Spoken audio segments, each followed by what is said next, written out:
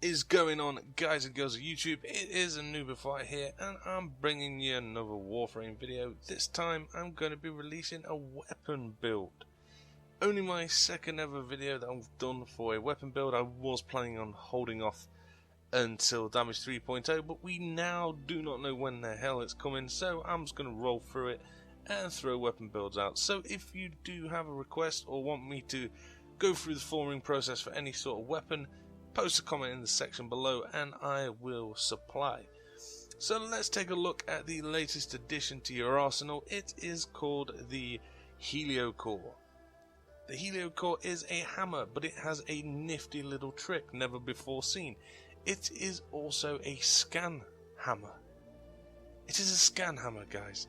It will add entries into your codex if you have codex scanners in your inventory, meaning everything you kill, it will scan them. It will glow green if you have already maxed that out, but it will glow blue if you have found something new in the game. So go nuts with it, guys. It is a really nifty trick and quite helpful if you're looking to exploit or delve a little bit deeper into what you're actually murdering in the game. Where can you get this weapon from? Well, you can get this weapon from Cephalon Samaris at a relay for a standing price of 75,000, so you are going to have to grind up quite a bit and do a lot of dailies for him. If you're not willing to go down that route, you can purchase it from the market for 160 plat, and that will net you a Oricon catalyst as well.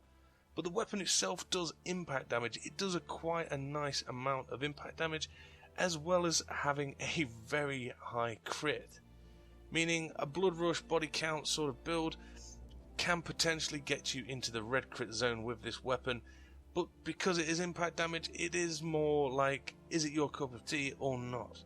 Impact damage, as well, if you don't know, sorry, will do heavy amounts of damage against shielded targets, meaning the corpus are a prime target for this hammer, but it will literally kill anything up to around about level 80, so tinker around with it, guys.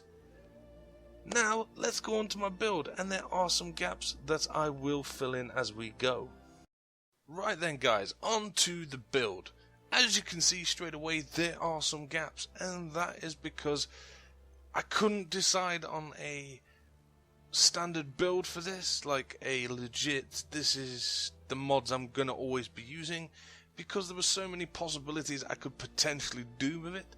So these mod slots have been left open for now, and it's all down to you whether you want to use them or not, but I'm going to go through them. So we're going to go for prime pressure point or the standard pressure point if you don't have the primed variant, definitely for the damage, and then I've gone for blood rush and body count. These two work really well together, getting me up to those red crit states.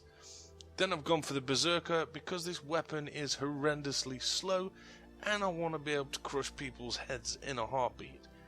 The mod slots as well for the elements, I always polarize one as a dash, solely because the majority of them are dashes except for one. So therefore, if I have one already polarized, it makes it a little bit simpler for me. And as you can see, I've gone through and I've put 4 in total into this build.